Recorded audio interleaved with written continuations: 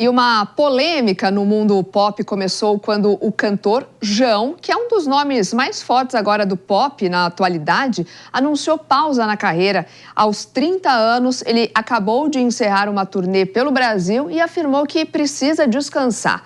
Só que a cantora Roberta Miranda reagiu a essa declaração e deu início a uma troca de farpas entre eles. Ela diz o seguinte, abre aspas, todos os novinhos não estão aguentando o tranco, geração bolha de sabão, apertou, explode, fecha aspas, né? Para quem nos acompanha aí por imagens, está vendo a declaração que foi feita ali nas redes sociais. Mas será que ela está certa mesmo? Será que existe essa geração bolha de sabão que não aguenta o tranco? Está muito cansada, desiste muito fácil ou até não gosta de trabalhar? Para responder essas e outras perguntas, recebemos o nosso especialista em comportamento humano, Guilherme Batilani. Gui, muito bom dia para você. Bom dia, gente. Como é que vocês estão? Tudo bem? Tudo bom.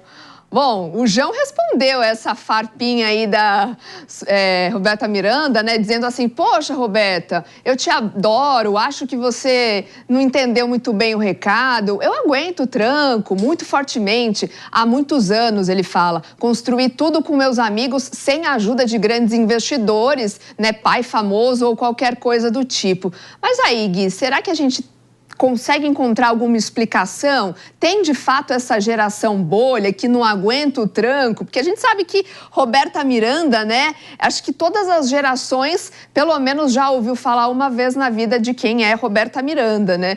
E aí, qual a sua análise? A Roberta Miranda, ela é a rainha do sertanejo, né? Para gerações atuais entenderem, ela foi a Marília Mendonça da época dela. Ela é gigantesca. Mas existe um equívoco aí, gente. Não existe geração fraca. Isso é um discurso de uma memória seletiva do nosso cérebro e é um discurso saudosista. Se a gente parar para analisar, por exemplo, o discurso do meu pai, ele vai falar que a geração nossa é mais fraca. Só que se eu escutar o meu avô, ele vai dizer que a geração do meu pai é mais fraca. Se eu escutar o meu bisavô, ele vai dizer que a geração do meu avô é fraca. Se eu escutar o meu tataravô, ele vai dizer que a geração do meu bisavô é fraca. Por quê? Porque a tecnologia traz novas possibilidades de se viver a vida. Se a gente analisar, por exemplo, os imigrantes italianos ou qualquer pessoa que veio para o Brasil, os mais antigos tiveram que abrir mato no machado. Já o meu avô, por exemplo, precisou abrir mato com trator, o que dava abertura para o meu bisavô dizer que meu avô era um fraco, porque na época dele o mato era aberto com machado. O meu pai colheu café. E aí o meu avô tem discurso que o meu pai teve vida boa porque ele não abriu mato, ele só colheu café. E como eu não fui pro café, o meu pai fala que você nem precisou colher café, então você tem uma geração fraca. Isso aí é uma coisa do nosso cérebro. A gente sempre tende a acreditar que a gente foi mais forte, que a nossa geração é mais isso ou mais aquilo. E, gente, não. A tecnologia tá aí para dar conforto e para resolver problemas. Às vezes, a geração dos nossos pais, por exemplo, que tinham esse tipo, quase os mesmos problemas que a gente, eles resolviam no álcool. E com as possibilidades de se viver novas maneiras de fazer dinheiro, viver a vida, por que você vai resolver o problema no álcool se você pode ficar em casa cuidando de quem você ama? Então não existe geração mimimi, a gente sempre vai dar um jeito de reformular a sociedade não vai acabar porque as pessoas estão, entre aspas, gigantes, mais fraca, a gente só vai reformulando e atualizando a maneira de se viver em sociedade. Até porque a gente não sabe exatamente o que está passando com o cantor, né? Ele anunciou que vai fazer uma pausa na carreira, mas não deu maiores detalhes. Às vezes ele está passando por uma situação, enfim, até de saúde, que ele precisa parar nesse momento e daqui para frente, quando ele se sentir mais à vontade, né, e pronto para voltar, ele volta, né? Eu acho um ponto muito interessante esse, Soraya, porque mostra como a gente tem uma expectativa social de que se alguém é bom numa determinada atividade, ele tem que continuar ininterruptamente fazendo aquilo, independentemente de qualquer circunstância. E bem, o Jão conseguiu reunir dinheiro suficiente para se dar o luxo de escolher. Se ele eventualmente deseja tirar um sabático, passar um ano de férias, um ano contemplando a natureza, ou estando com a família, e ele não depende de ninguém para fazer essa escolha, porque reuniu recursos suficientes para fazer isso sem ter que pedir favor a ninguém. Ora, é uma escolha da liberdade individual plena dele. Então, por que a gente fica com essa pressão, essa expectativa de que se alguém fez algo até hoje, ele vai continuar fazendo aquilo ininterruptamente, aconteça o que acontecer? 11h43, só deixar um break para o pessoal da rádio. A gente vai continuar, então, repercutindo esse assunto aqui com os nossos comentaristas. Não, esse é um ponto, mas queria colocar outro ponto também, né? Esse patrulhamento em relação ao comportamento do outro, né? Por que será que as pessoas ficam virando fiscais de comportamento alheio? Ah, o João é fraquinho, geração bolha de sabão, porque ele não aguenta o tranco, porque fez sucesso, resolveu parar, né? Porque nós temos que julgar o outro em algo, por exemplo, que depende da pessoa. A gente não sabe qual que é a luta diária que o João está passando, né? Por mais que ele seja famoso, ele é um ser humano. E ser humano tem as suas questões internas, tem as suas grandes questões existenciais.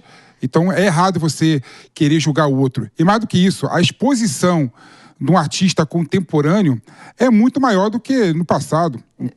Então essa exposição maior pelas redes sociais, pela quantidade de público, né, pela quantidade de propagação da sua obra, gera muitos problemas que no passado não tinha. Claro que no passado tinha outras questões, né, que não tem hoje em dia. Então, cada um é uma realidade e cada momento também é uma outra situação. Então, não dá para você julgar e olhar para o outro e querer que ele haja de forma diferente da que está agindo. Para a gente citar, por exemplo, teve a ginasta americana Simone Biles, que parou ali, né, e disse que não iria seguir. Mais recentemente, o padre Fábio de Mello, de 53 anos, também abriu o coração aos fiéis e contou que está, mais uma vez, lutando contra a depressão. Ele já teve um momento em que ele também falou disso, né, e conseguiu voltar, né, a fazer, enfim, a cumprir todos os seus compromissos. E agora, mais uma vez, ele diz, então, que está novamente, então, enfrentando esse problema de saúde. Ele fez essa revelação em uma apresentação na Arena Pernambuco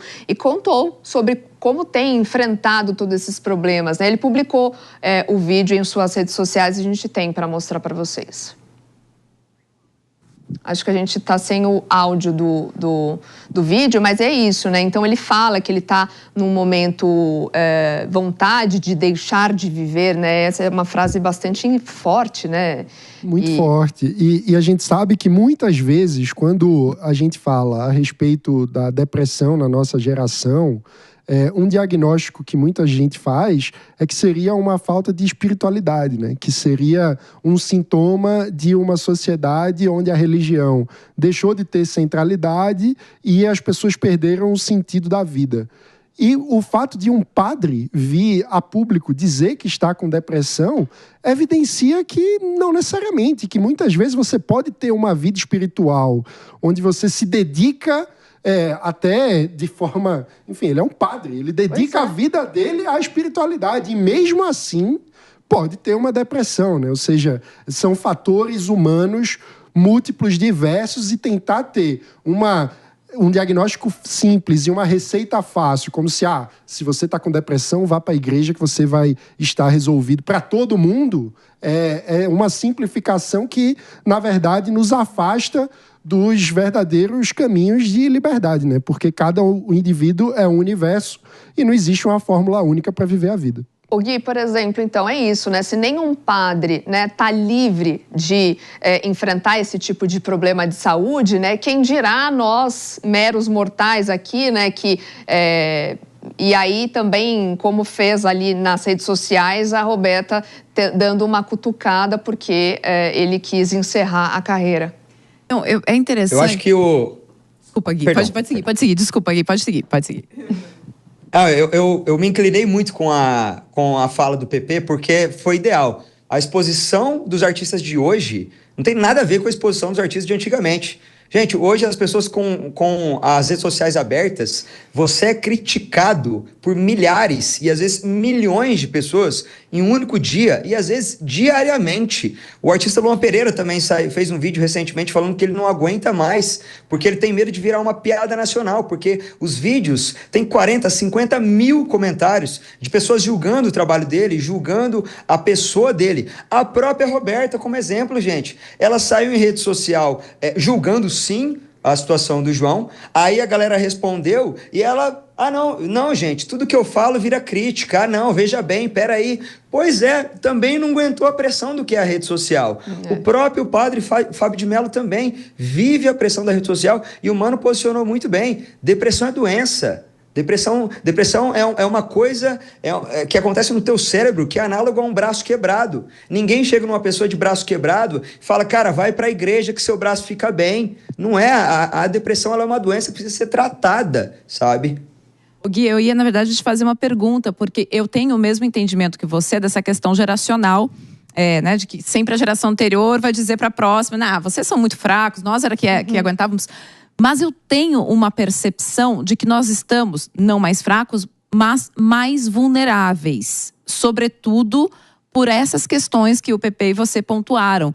Hoje em dia nós estamos muito mais vulneráveis a sermos atacados. E aí, é claro, acaba-se tendo uma grande epidemia de saúde mental, né?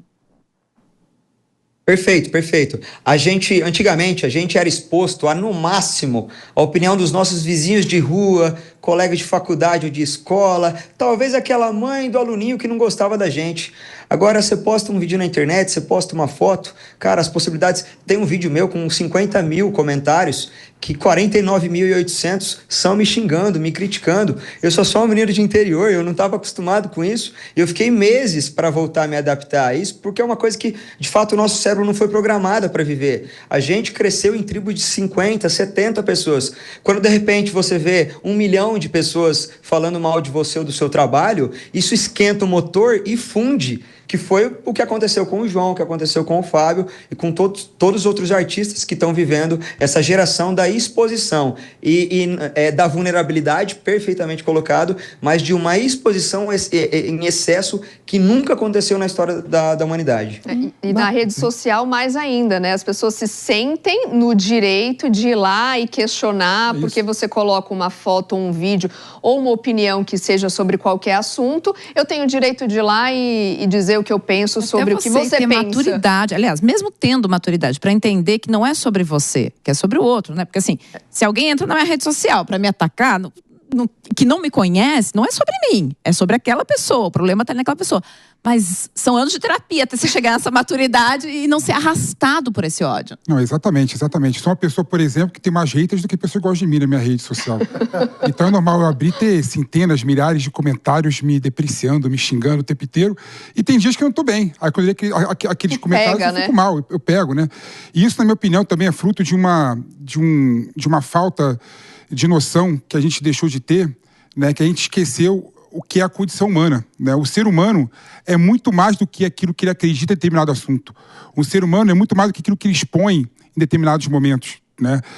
Você tem uma complexidade de sentimentos, uma complexidade de pensamentos, de reflexão, e você não é aquilo que a pessoa odiou naquele momento que viu você falar. Então, quando você perde a noção de se olhar como ser humano e olhar para dentro e falar, poxa, não tem por que eu xingar o cara porque o cara pensa assim. O cara pode pensar coisas que eu concorde depois. O cara pode ter gosto que eu gosto também, né? Então, infelizmente, eu sinto, Gui, que as redes sociais, apesar de ter dado várias coisas boas pra gente, fez a gente ficar também muito menos humano e muito menos compactuado com o sentimento alheio, né? Um exemplo que eu gosto de citar muito é o exemplo da padaria. Se você está andando na rua e você entra numa padaria e você acha a padaria feia ou você acha o pão que não é tão bonito, você não vai olhar para o padeiro e falar assim, sua padaria é horrível, cara, que pão horrível, que trabalho péssimo que você faz. Você não tem essa coragem, mas nas redes sociais todo mundo tem essa coragem. As pessoas falam, o seu vídeo é ruim, o seu trabalho é ruim. A rede social, ela encoraja a pessoa e, de certa forma, ela induz a crítica. O dia que o Zuckerberg escolheu dar o direito das pessoas curtir o comentário, as pessoas ficaram viciadas em comentar, criticando o trabalho das outras, só para ter aquela dopaminazinha gostosa de ter o like de muita gente. Então, de fato, a gente é outro ser humano em rede social pela liberdade de poder falar e não ter a reação, a resposta do padeiro, no caso. E na maioria dos conteúdos nas redes sociais, as pessoas até comentam. Vim aqui nos comentários só para ver os comentários dos outros, né? E aí vira aquela... E a gente acaba desumanizando, né? Porque no lugar de ser um ser humano ali, a pessoa que está recebendo é um post, né? Então você tem a sensação de que você está falando com a tela do celular, com a tela do computador e não com o ser humano do outro lado, né? Então isso acaba tendo a dimensão de desumanização. Mas eu queria trazer um outro aspecto para a conversa que eu acho muito interessante, que é a liberdade individual na vida moderna, ela se construiu com a privacidade, ou seja, com a ideia de que tem um espaço da nossa vida que é privada, sobre o qual a opinião dos outros não deve importar. E as redes sociais acabaram retirando a cortina da vida privada. Então, quando você fica compartilhando aspectos que antes seriam privados, que só você, sua família mais próxima, seus amigos íntimos teriam acesso, e você está dando acesso a milhões de pessoas, milhares de pessoas que você nunca ouviu falar, que você nunca viu na vida e nunca vai ver pessoalmente, a privacidade ela acaba sendo desconstruída. Então, como que a gente consegue preservar um espaço de elaboração individual que é fundamental para todo mundo poder acordar e encarar a vida quando o espaço da privacidade foi retirado? Então, eu acho que isso é uma reflexão que, no fim das contas, cada um de nós vai precisar fazer sobre como você reconstrói um espaço de privacidade para que a sua individualidade possa florescer sem o julgamento alheio. Mano, só para trazer Eu gosto muito do Schopenhauer, né, o filósofo, que fala sobre um pessimismo da vontade nossa que nunca vai ser completamente satisfeita. E aí ele aponta para as artes, né? Ele diz que as artes são ali um bom instrumento. As artes são um bom instrumento para você conseguir encontrar algum encantamento, alguma felicidade. Então, levando essa dica, eu indico muito o filme Testamento, que saiu ano passado, 2024, porque é um filme que trata justamente dessa perda de privacidade, do que o mundo virou hoje, com todo mundo tendo que crescer uma virtude sobre o outro, porque hoje em dia a rede social nada mais é isso, é eu dizendo que eu sou melhor do que você, né? Eu tenho mais virtudes do que você que está aí, para que eu possa me sentir melhor. Então eu recomendo demais esse filme canadense chamado Testamento, é muito bom nesse sentido. 11h55, a gente vai só despedindo o pessoal da rádio que vai seguir com a programação musical. A gente segue aqui só para a gente encerrar também essa nossa conversa e bate-papo. Pois é, desculpa, você estava falando do filme, a dica... Então, eu adoro, sempre que eu gosto da dica de filme, de livro, esse é um filme muito bom, enfim, o diretor é o mesmo de Invasões Bárbaras, um canadense, que é um pouco pessimista e cético em relação ao mundo, mas traz justamente esse olhar, né, assim, hoje, você querer ter privacidade, quer dizer, acho que um pouco, tá se encaminhando para ser um pouco menos. Virou uma coisa cafona. Não, você tem que ter a sua vida exposta, você tem que... Porque você abre mão da sua liberdade em troco de alguns confortos.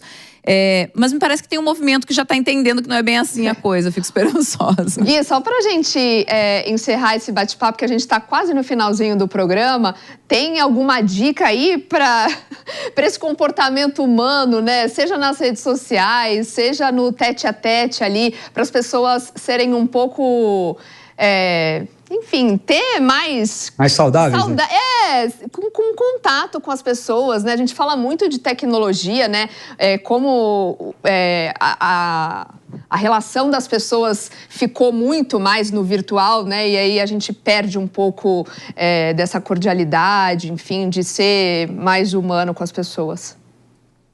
Tem um episódio muito legal de Black Mirror, seguindo a ideia de entregar boas referências, que fala sobre o futuro das pessoas que só vão frequentar ambientes se ela tiver uma quantidade X de seguidoras ou por aí vai. Mas eu acho que se eu pudesse dar um conselho que eu fiz comigo mesmo há mais de 1 ano e meio e revolucionou o meu contato com as redes sociais, não leia comentários. Não leia nenhum comentário a você, a seu respeito. Hoje em dia eu posto os meus vídeos diariamente no Instagram. Muita gente comenta, graças a Deus, mas eu não leio comentários. Aparecem vídeos meus na internet, eu não leio comentário de ninguém.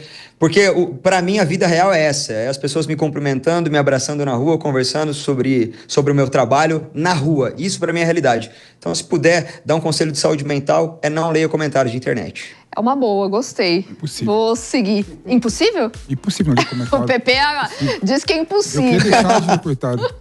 Então, eu vou desativar o comentário. Eu vou desativar o comentário. Eu li tudo. Eu li todos os comentários. E responde também? Bom, responder então nem se fala, né, Gui? Às vezes fico respondendo que nem retardado aos comentários de todo mundo. O que eu venho tentando jamais responder. Fazer é um detox de rede social. É você definir que eu vou olhar a rede social nesse horário. Naquele outro não. Porque quando a gente não ativamente gerencia isso, a gente se pega naquela espera curta de qualquer coisa, a gente tá ali escravo da dopamina do like. Gui, deixa eu te agradecer mais uma vez, obrigada sempre pela tua parceria aqui, ensinamentos. Ficou mais este aqui pro pessoal seguir a partir de hoje. Não fiquem olhando pros comentários nas redes sociais.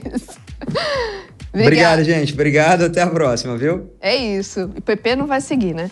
É difícil não ver. Mas engraçado, mas a rede social hoje em dia, querendo ou não, é uma fonte de informação. Eu sigo pessoas que eu quero seguir. Eu não sigo pessoas que não gosto, que não admiro. Então, naturalmente, eu vejo, né? Claro que algumas eu sigo, né? Claro que eu vejo, e ali eu obtenho alguma informação para poder discutir e conversar, né? Então é difícil também não ter toque social hoje em dia. É difícil. Mas não responde. Mas eu acredito que se a gente ampliar o nosso contato pessoal e também nosso contato com natureza, isso já ajuda bastante.